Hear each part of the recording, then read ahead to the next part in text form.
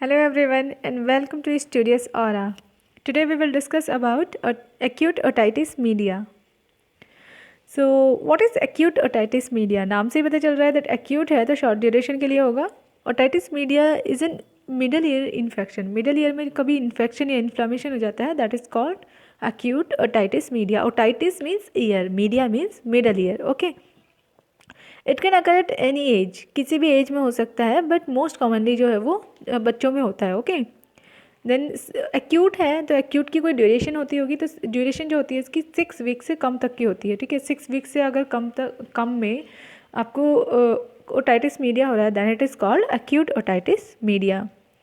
सो अब ये किस वजह से हो सकता है, तो इसमें बैक्टीरिया या वायरस, किसी भी बैक्टीरिया वायरस कोई भी पैथोजन हो सकता है जो कि ओटाइटिस मीडिया कॉज करता है, बट मोस्ट कॉमनली जो है ये बैक्टीरिया की वजह से होता है. ओके. देन अब होता कैसे है, तो द पैथोजेंस बैक्टीरिया और virus connected enter the middle ear after the Eustachian tube dysfunction caused by an infection related to upper respiratory infection और the inflammation of surrounding structures like rhinosinusitis और adenoid hypertrophy और allergic reactions like allergic rhinitis. तो कभी भी कोई अपर respiratory infection हो जाए, okay, अपर respiratory infection या फिर इन्फ्लामेशन हो जाती है, फॉर एग्जांपल राइनोसाइनोसाइटिस हो जाता है. राइनोसाइनोसाइटिस क्या होता है कि लाइक साइनोसाइटिस हो गया, या फिर एडिनॉइड्स जो है उनकी हाइपरट्रॉफी हो जाती है, या फिर कोई भी एलर्जिक रिएक्शन हो गया लाइक राइनाइटिस हो गया, रनिंग नोज है ये. ओके. सो जब भी राइनाइटिस, साइनोसाइनोसाइटिस ये कुछ होता है तो इनकी वजह से क्या होता है, वहाँ पे बैक्टीरिया जो है वो एक्यूमुलेट कर जाते हैं. ओके.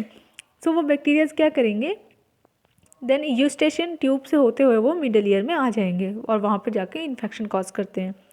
अब जब वो बैक्टीरिया मिडल ईयर में आ गए तो क्या होगा, वहाँ पे कंटामिनेटेड सिक्रीशन से वो मिडल ईयर में तो आ गए, ठीक है, फिर वहाँ पे आके वो वहाँ पर रुक जाएंगे और जिसकी वजह से क्या होगा, एक पुरुलेंट एक्सुडेट फॉर्म होगा, क्योंकि वहाँ पे जब बैक्टीरिया थे जो उन्होंने पस फॉर्मेशन करना स्टार्ट कर दिया, तो वो पस जो है ना वो एक्सुडेट हो जाएगी, एक्सुडेट फॉर्मेशन हो जाएगा, जिसकी वजह से कंडक्टिव हियरिंग लॉस हो जाएगा.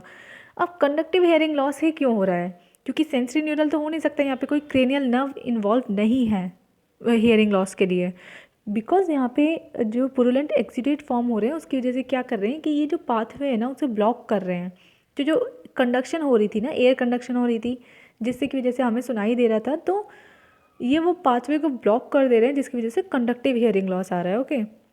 और रिस्क फैक्टर्स क्या हो सकते हैं, मैंने बताया था छोटे बच्चों में होता है, तो सबसे ज़्यादा ये 12 मंथ से जो छोटे बच्चे होते हैं ना, बिल्कुल उनमें बहुत ज़्यादा चांसेस हैं कि ओटाइटिस मीडिया हो जाए, या फिर क्रॉनिक अपर रेस्पिरेटरी इन्फेक्शन है तो उसकी वजह से हो सकता है, लाइक राइनाइटिस मैंने बताया था, राइनोसाइनोसाइटिस एडिनॉइड्स डिसफंक्शन की वजह से हो सकता है. Then medical conditions which predispose to ear infections, बहुत सारी मेडिकल कंडीशंस ऐसी होती हैं जिनकी वजह से ईयर इन्फेक्शन हो सकता है. ओके.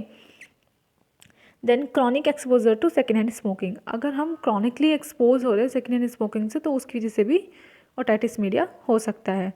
अब सेकेंड हैंड स्मोकिंग क्या होता है कि आप लाइक एक्टिव स्मोकर नहीं हो, आप स्मोकिंग नहीं कर रहे हो, आप सिगरेट स्मोक नहीं कर रहे हो, बट आपकी फैमिली में, आपके फ्रेंड्स में, आपके आसपास जो लोग रहते हैं वो स्मोकिंग कर रहे हैं, तो इसकी वजह से आप जो है उस स्मोक को इनहेल कर रहे हो, तो this is called the second hand smoking और the passive smoking. So this is the risk factor for otitis media. Now clinical manifestations क्या होंगी, ओटेल्जिया, ईयर में पेन होगा, ऑब्वियसली जब इन्फेक्शन हुआ है, इन्फ्लामेशन हो रही है तो पेन भी होगा. देन ओटोरिया, मैंने बताया था कि एक्सुडेट फॉर्म हो जाएंगे, पुरुलेंट एक्सुडेट, तो जिसकी वजह से जो है ओटोरिया होगा, मतलब वो जो भी एक्सुडेट फॉर्म हुए हैं वो मतलब ईयर से ड्रेन आउट होंगे, that is called otorrhoea. Then infection या इन्फ्लामेशन जब भी होता है तो fever is a sign of infection. Okay, तो फीवर भी होगा. देन हियरिंग लॉस, किस टाइप का hearing loss, conductive type of hearing loss हो जाएगा, क्योंकि एक्सीडेट फॉर्म हो रहे हैं जिसकी वजह से वो पाथवे को ब्लॉक कर रहे हैं.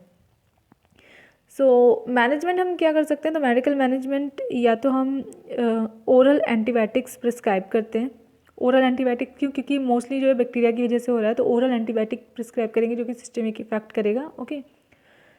एंड अंडरलाइंग कॉजेज़ को हम सबसे पहले ठीक कर सकते हैं, like upper respiratory tract infection. Then mainly हम broad spectrum antibiotic therapy use करते हैं, बिकॉज हमें एग्जैक्टली नहीं पता कि कौन सी लाइक किस बैक्टीरिया की वजह से हो रहा है, तो हम ब्रॉड स्पेक्ट्रम एंटीबायोटिक यूज़ कर सकते हैं.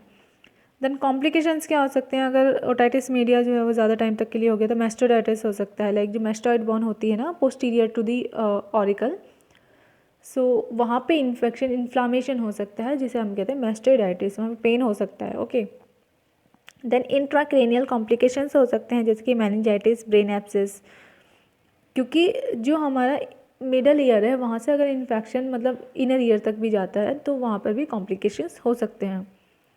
देन सर्जिकल मैनेजमेंट क्या होगी, या तो मायरेंजियोटोमी कर सकते हैं, टिम्पैनाटोमी कर सकते हैं। अब टिम्पैनाटोमी क्या होता है, टिम्पैनम होता है हमारे मिडल ईयर में।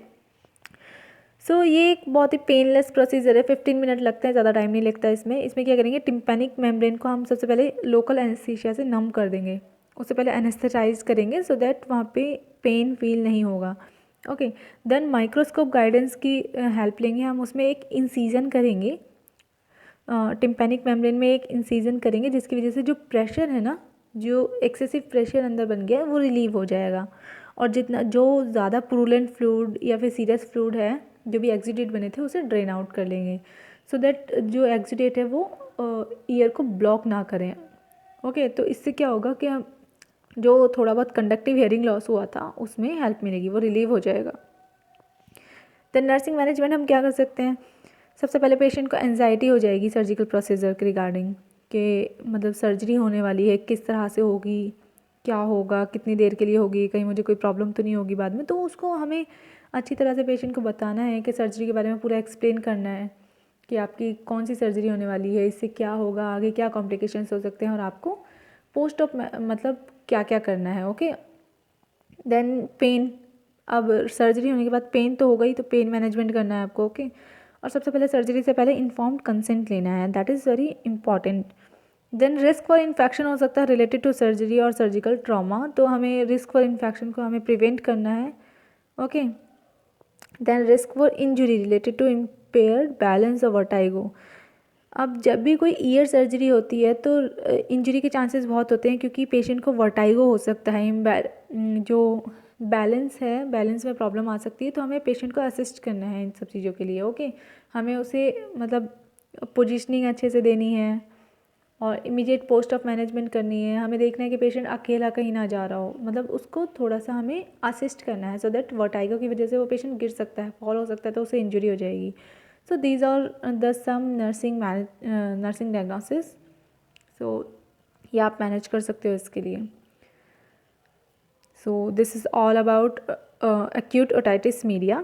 So thanks for watching the video and please like, share and subscribe my channel.